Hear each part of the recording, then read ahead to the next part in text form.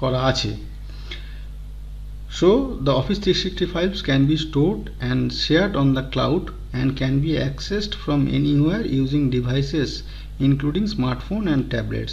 এই OneDrive-এর সঙ্গে ইন্টিগ্রেট করে থাকার ফলে অ্যাডভান্টেজটা হচ্ছে এগুলো আমরা OneDrive-এ স্টোর রাখতে পারি, ফাইলগুলো আমরা ওয়ার্ড, এক্সেল, পাওয়ার পয়েন্টের ফাইলগুলো OneDrive-এ স্টোর রাখতে পারি এবং ক্লাউডে শেয়ার করে রাখতে পারি।